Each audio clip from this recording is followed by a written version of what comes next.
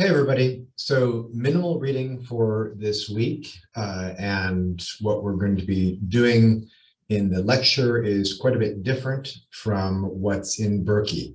You'll find the Berkey reading for today to be really thick. So take your time going through it, only a few pages, but really complicated. And it's also material that I'm not going to be covering very much in the lecture. On Thursday, we've got some primary source readings that I think you'll really enjoy. So whereas Berkey is going into lots of detail about the founding of the Abbasid Empire, I'm moving on very quickly to give you the outline of history for the early Abbasid period. And as we'll see, the Abbasid period was not just a single empire. There's a lot of focus on Baghdad. It's really interesting, but the area, the physical space we're talking about is really quite large. And this quickly breaks up into multiple smaller units, which will be of real importance to us as we get into the later period of this class. So we'll be looking in the West at the Almoravids in Spain, as well as the Fatimids in North Africa, and spend a little time talking about the Abbasids and all of their influence out in Asia. So we've already dealt with the early period in this class, which again encompasses both the life of Muhammad, as well as those four caliphs in Medina, as well as the Umayyad period. Now we're moving on to this 500-year period of the Abbasids, and this includes lots of different areas, as we will see. Pressing on beyond what this class does, but just to fill in the remaining gaps for you, to bring you to the modern period, we have the three important early modern empires, the Ottomans, of course, terribly important for European history. And in fact, I think Ottoman history should be required for any course in European history, as well as the Safavids, modern day Iran and part of Iraq, and the Mughal Empire in South Asia.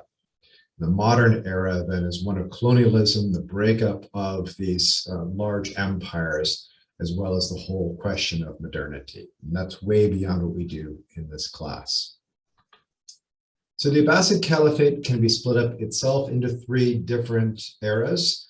We're going to focus now on this period of initial flourishing from the founding in 750 through this Abbasid revolution that Berkey talks about in great detail, up until 945. And in this, we have the round city of Baghdad, many larger than life caliphs, but perhaps most well-known among these is Harun al-Rashid.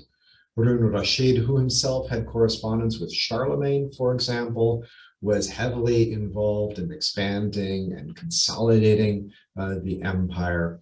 And after which, really, we have a whole series of competing interests within the caliphate that do not make the caliph himself actually that important.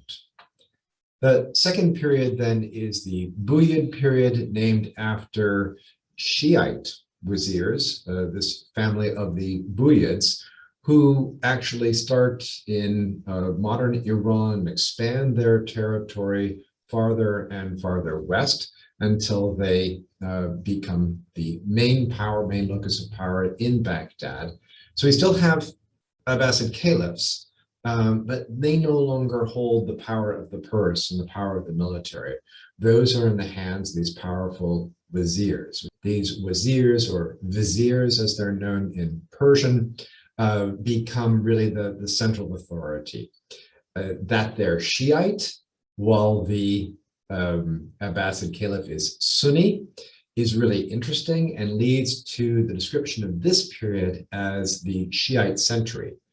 Because not only do we have the Shiite Umayyad viziers in power in Baghdad, we also have the Fatimid empire centered in Cairo and in North Africa. The Fatimids are also Shiites. The Fatimids are 7 are Shiites, where the Umayyads are 12 are Shiites. I'll explain that difference in just a minute. So during this period of about a century, we really have Shiites in control of most Muslim territory. And then we also have the Ghaznavids up in the northeast. We've got the Umayyads in the west. So the empire itself really does break up during this period, if it ever really was a unity. And then the third period, the last 200 years of the Seljuk period. This is what we'll deal with in the next lecture for Thursday, and that will be the end of our historical overview for the beginning of this class. The Seljuk period, again named after the family of sultans who were in control of real power in Baghdad.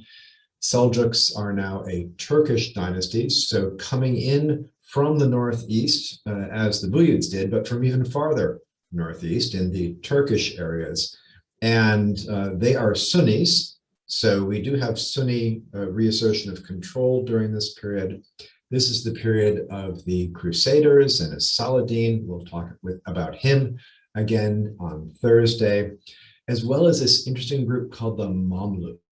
The Mamluks are actually slave soldiers who are in control in Cairo. Mamluk literally means possessed or owned or slave in Arabic. This is also the Assassins, who were a break-off of the Shiite, Fatimid dynasty. Lots of interesting characters that we'll briefly address on Thursday. And this closes, 1258 is our end date with the Mongol invasion. Of course, in no way is this the end of Islamic civilization. The Mongols themselves, many of them convert to Islam. We have the productive Ilkhanid dynasty of Muslim Mongols.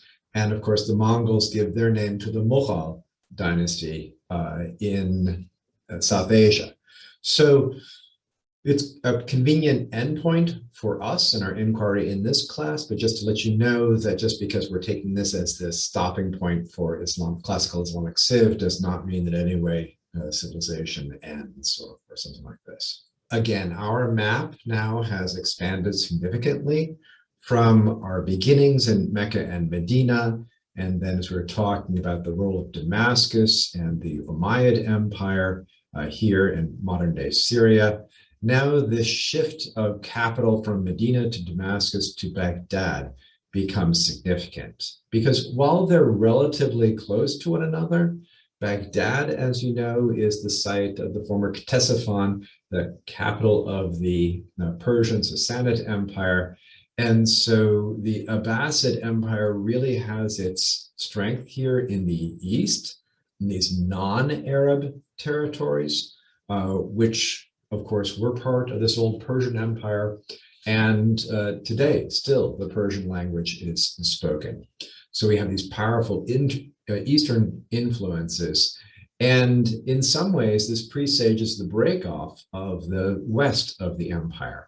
Cairo and the Nile River Valley in Egypt, always a separate entity because it has its own agricultural source of wealth, and the people who live in this area provide a foundation for the army. So Egypt was always semi-independent under the Rashidun, the Medinan caliphs, under the Umayyads, under the Abbasids, and they break off again, as we will see. The Umayyad dynasty, as we'll talk about in just a second, moves from Damascus. A member of the Umayyad family escapes off here to Spain and establishes in Muslim Spain a dynasty of their own.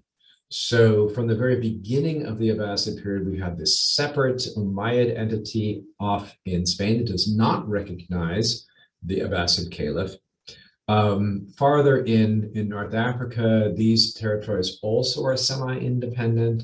And it's here in modern Tunisia that the story of the Fatimids begins in 909, and then expanding farther east to take Cairo, to build Cairo in 972.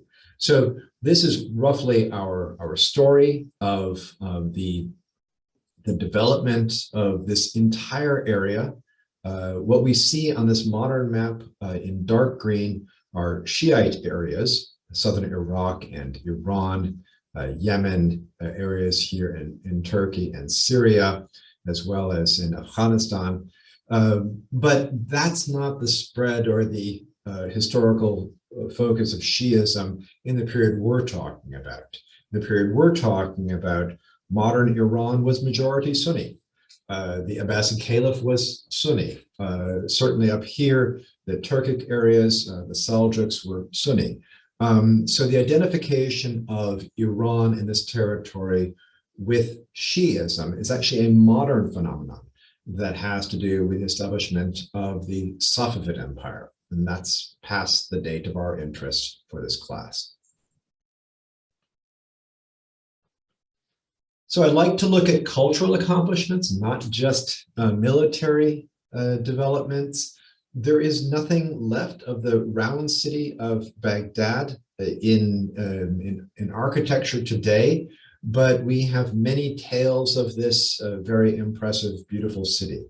I want to think about why you'd build a city round in this way and what that represents.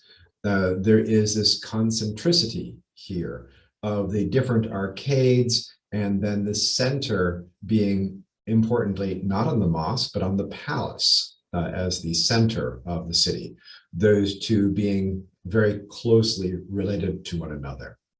So this representation of power in architecture is something that we had already seen with the Dome of the Rock and the Umayyad Mosque, and now this program of architecture increases significantly under the Abbasids.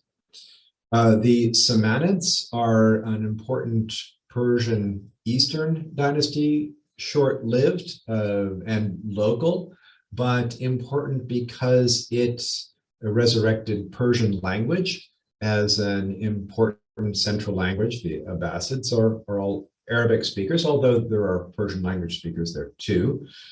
The first translation of the Quran is into Persian. We have very early translations into Persian. The notion that the Quran could not be translated is, of course, false. The Quran has been translated into many languages, and translation is an old concept within Islamic history. The Samanid architecture that we still have leftover bits today, here in Bukhara, we see this kind of gorgeous brick minaret, as well as these interesting, intricate styles. And here, hearkening back to the old Iwan of Persian style, if you remember the image I showed you in a previous lecture of the hall in Ctesiphon, this open-ended hall like this, this is typical of Eastern styles, and we see it resurrected again under the Safavids much later.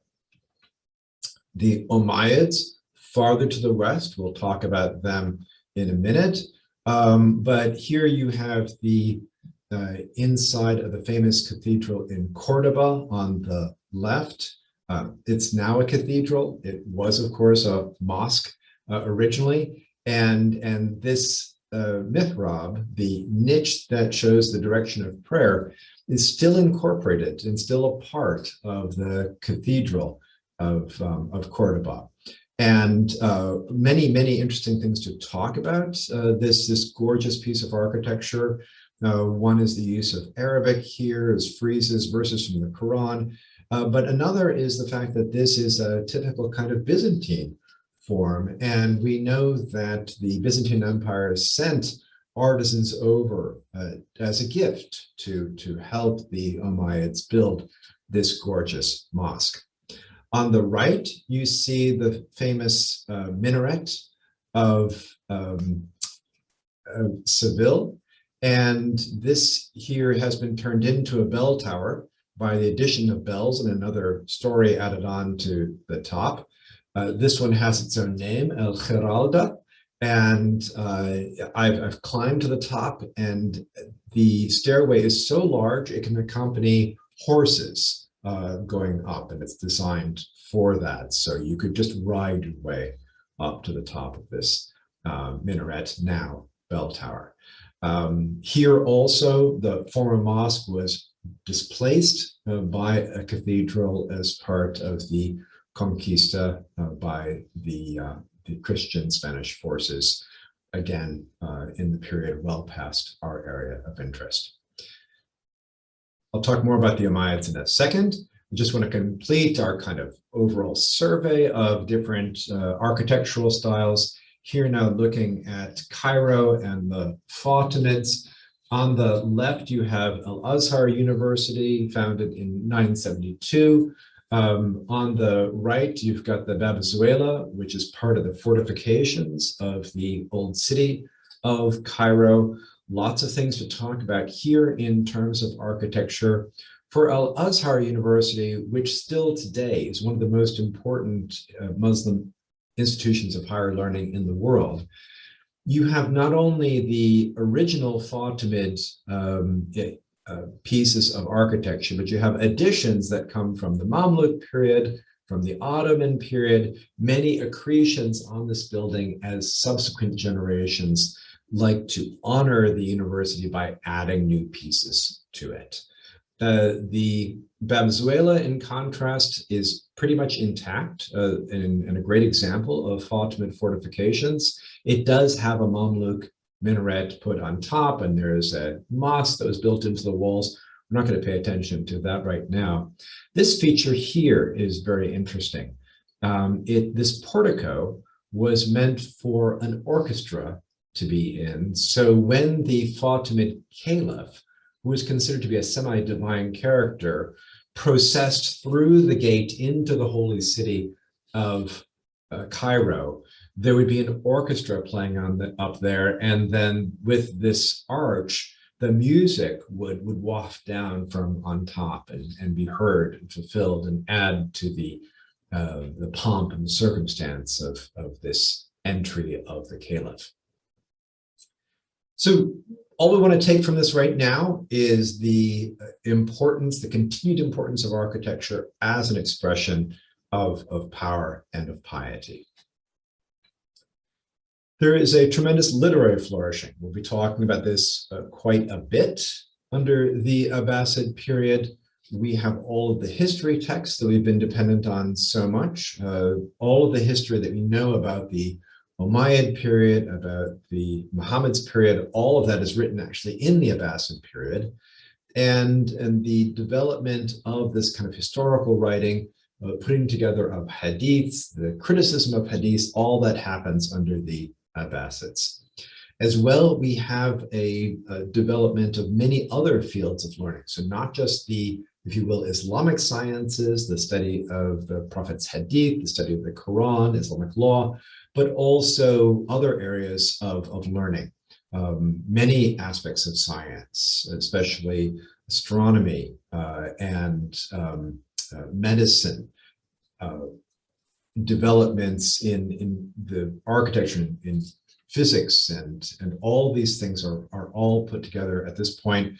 There's a huge translation project of translating important works of science from both the Greek world as well as from the South Asian world, and taking then advancements in mathematics and philosophy, bringing them into Arabic, and then expanding on them further.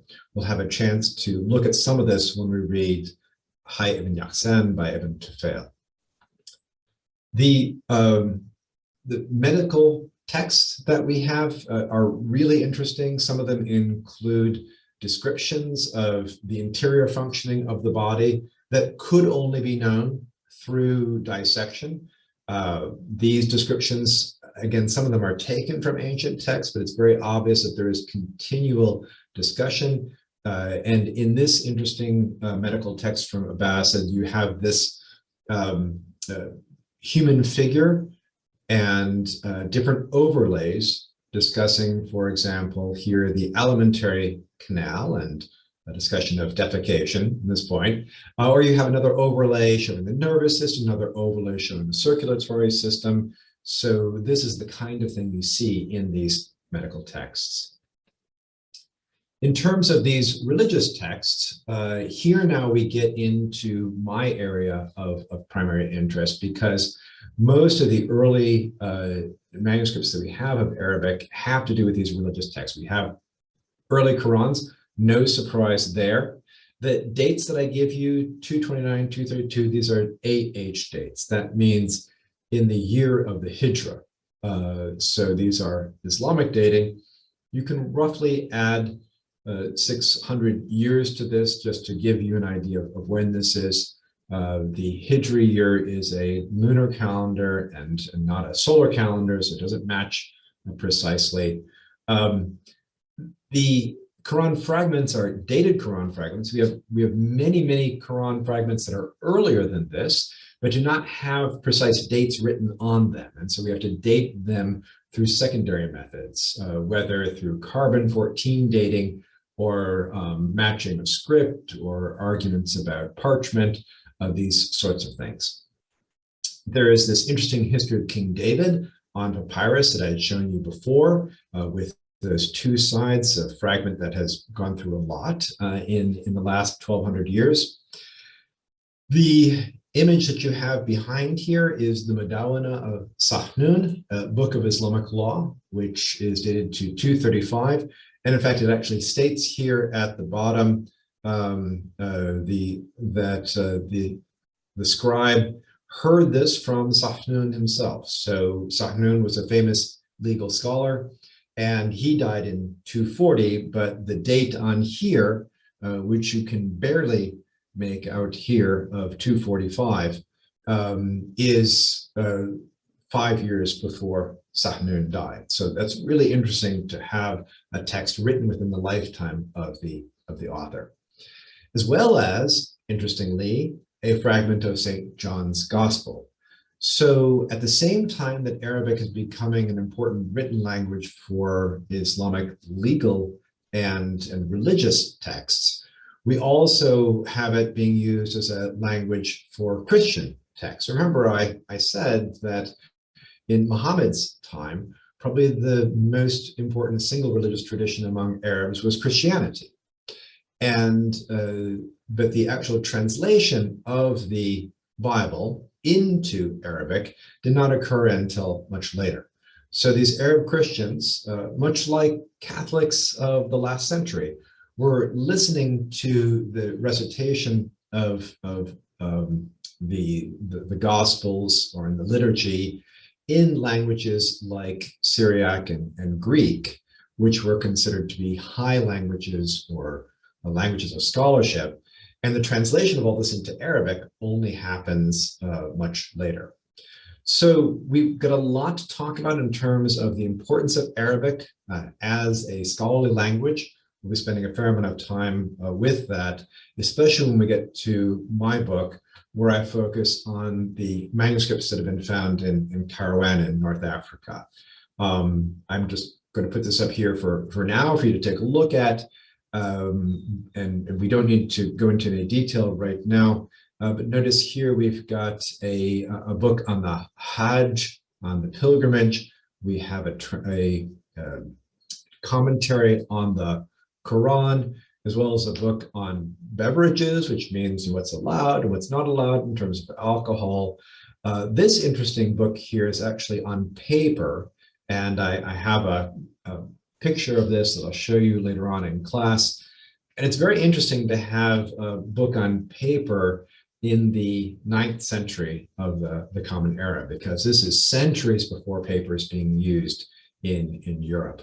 And we have this actual example that I've seen that I have photographed and I can show you. So lots of interesting things to talk about in terms of these manuscripts. We'll get to that all much later in this class. So let's look here now a bit more at the Umayyads in Spain. Their capital was Cordoba. Again, that's where that gorgeous mosque was with the mihrab that I just showed you. I'll get you some more pictures in just a minute. They did not recognize the authority of the Abbasids, but they did not claim the caliphate for themselves until 929. Very interesting timing here. And it has to do with the arrival of the Fatimids in North Africa. So the Fatimids, again, as Ismaili Shiites, thought of themselves as the proper caliph. And so they set themselves up as rivals to the Abbasids. And then the Umayyads were like, well, we'll get into this game and we'll claim the caliphate for ourselves as well. So there are three different caliphs then during this roughly 100 years. So the Umayyads are in Spain for a good long time. They build a wonderful civilization there. Lots of studies about that. Of course, we're very fortunate here at Penn State to have a historian of the Umayyads in Spain in Dr. Nina Safran.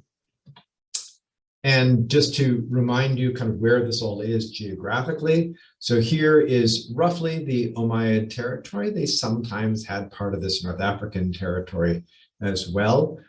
These lines are nicely drawn here as dashes because these borders are not strict borders. They did move back and forth. Cordoba was the capital, with Sevilla and Granada being important cities in this Umayyad empire. At the same time the Umayyads are here, again, as I said, in North Africa, we had other break-off groups. So the Idrisid groups dynasty, which centered on Fez, was a brand of Shiism, and they then established their own entity here. The Abbasids were also semi-independent here, with Kairouan, which is right about here, not on this map, Kairouan as their capital. So the Abbasids were very important. So this is when Sahnun, I showed you that manuscript just a second ago, this is when Sahnun lived under the Abbasid period. And this is again where the Fatimids are going to come in and establish themselves in this part of North Africa. So altogether, this area only loosely recognizing the Abbasids as caliphs, the Umayyads not recognizing them at all. The Umayyads then do not last forever. There's a period of disunity, and then the Almoravid movement, which starts in North Africa, eventually takes over the Spanish territories and set themselves up against the increasing power of the Catholic kings from the north. So this is again roughly the time of the Crusades. At the same time, we have this expansion over in the eastern part of the Mediterranean, which is known as the Crusades. We also have this Christian expansion happening in the Iberian Peninsula, not usually connected with the Crusades, but arguably really should be considered part of the same story. So again, the Almoravids really have their capital here in Marrakesh, today part of Morocco, and they then have all of this territory here in this eastern part, what would be Mauritania today, down to Senegal, as well as up into modern Morocco, and eventually then moving into Spain, taking Sevilla and other important territories here. Note going all the way up to Saragossa, so pushing well into what was at that point Christian territory, and they'll be pushed back, of course, but at its largest extent, the Almoravid territory was quite significant. Also interesting is this natural connection between North Africa and Europe. We somehow think of the Straits of Gibraltar as a barrier between what's Europe and what's Africa. Of course, that's very much a fiction, and the notion of where Africa starts and stops, where Europe starts and stops, is something that is more a question of our modern sensibilities than any kind of geographical rule here. In fact, water is less a barrier, and desert is less a barrier than a highway and than a connection. And then the Almoravids are followed by the Almohads. We don't really need to spend a lot of time on this here, just to let you know that this is the period of Ibn Tufayl. And so when we read Hayat bin Yaqsan by Ibn Tufayl, this is the period that we're talking about. The Almohads had their capital in Marrakesh, again in North Africa, also taking over the Almoravid territory in Spain.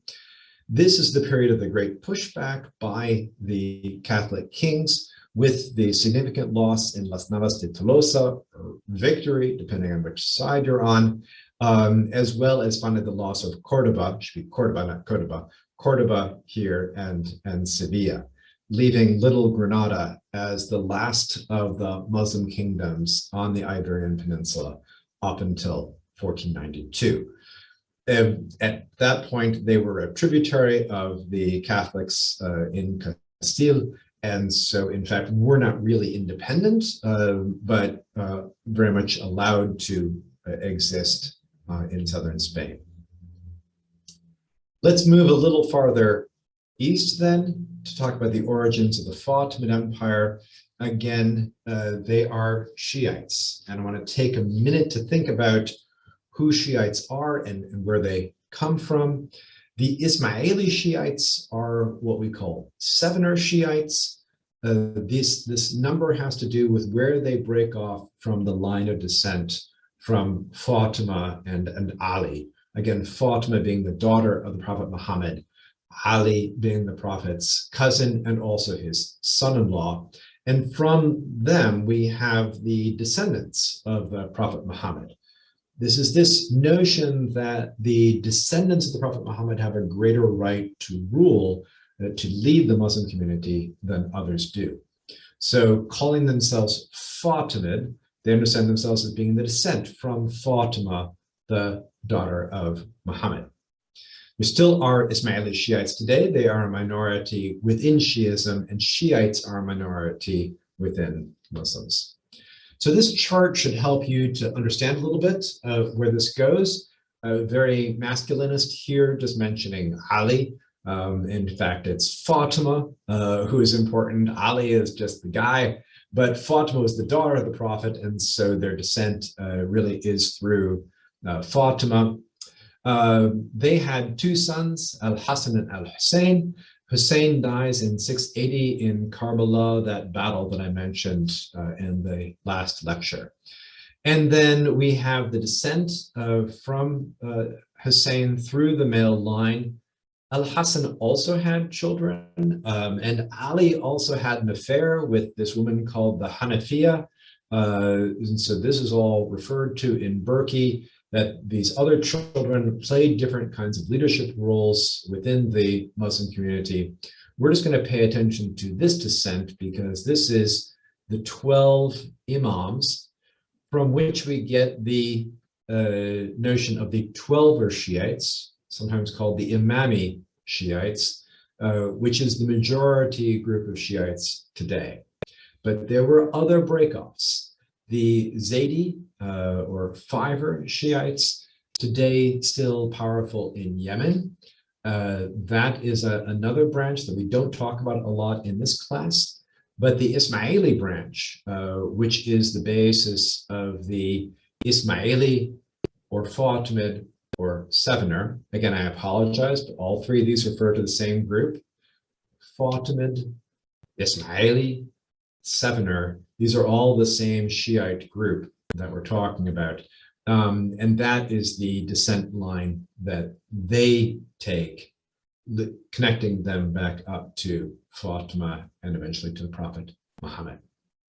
In the Shiite understanding, these direct descendants from the Prophet Muhammad have a bit of his asma, a bit of his spiritual power, of his perfection that he was granted by God, and so therefore have a greater right to rule the Muslim community. This is not a claim to be a sect or to be a breakoff or a heresy of Islam. This is a claim to be the leader of Muslims altogether.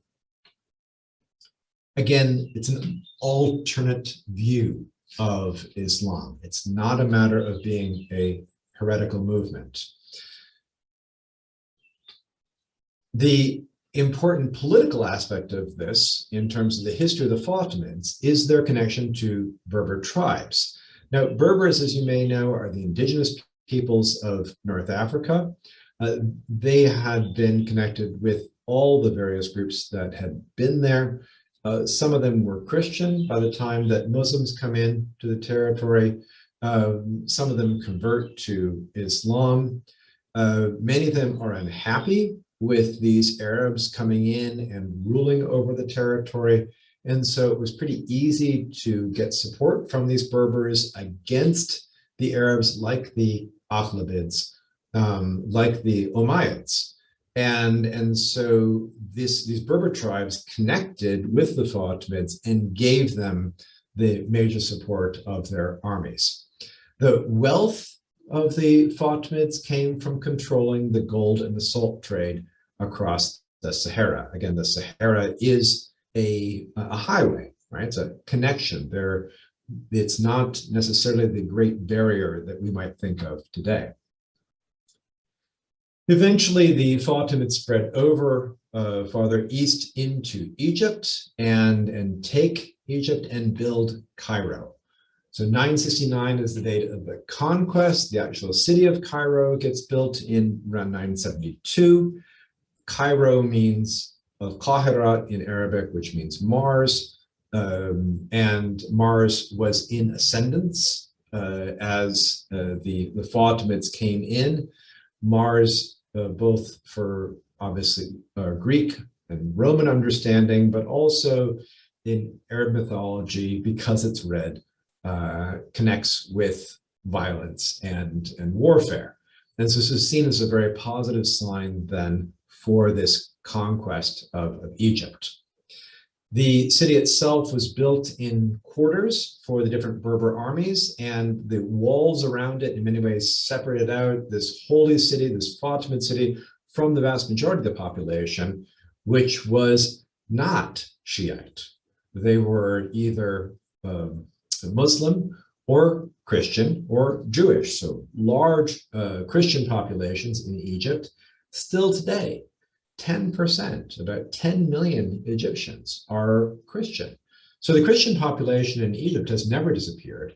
There was a very significant and important Jewish population, both in Egypt and in North Africa, and they play an important role in the stories that we'll be telling later on in this class.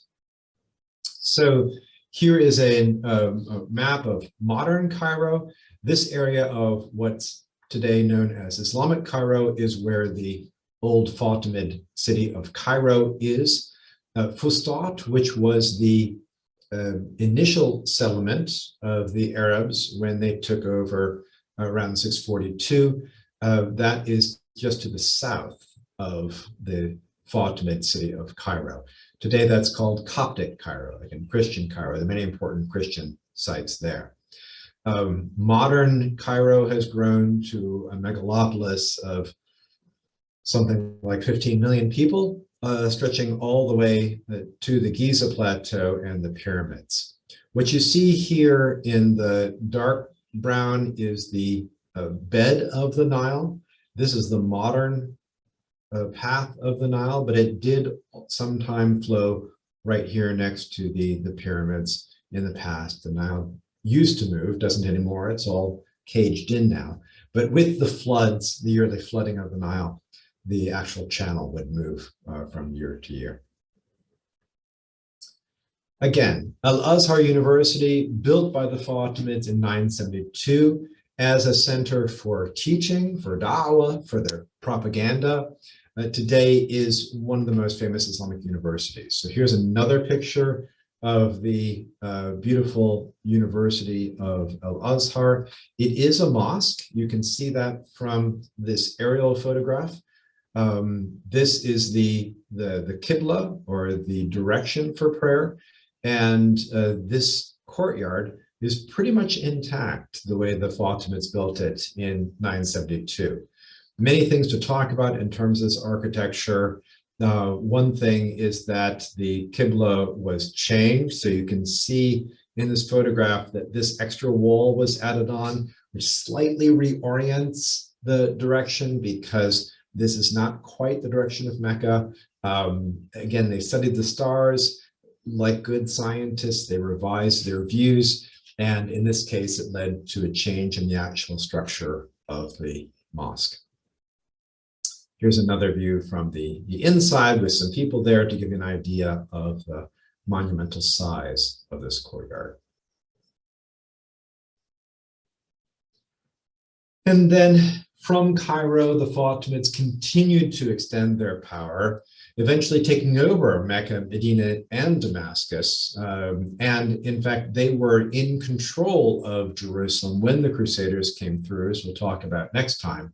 So the loss of Jerusalem was not a big deal to Baghdad because they weren't even in control of it. It was their rivals, these Fatimid Shiites, who were in control of Jerusalem and who lost it to the Crusaders. They were very much rivals, not only of the Abbasids in Baghdad to the east, but of the Umayyads in Spain to the west.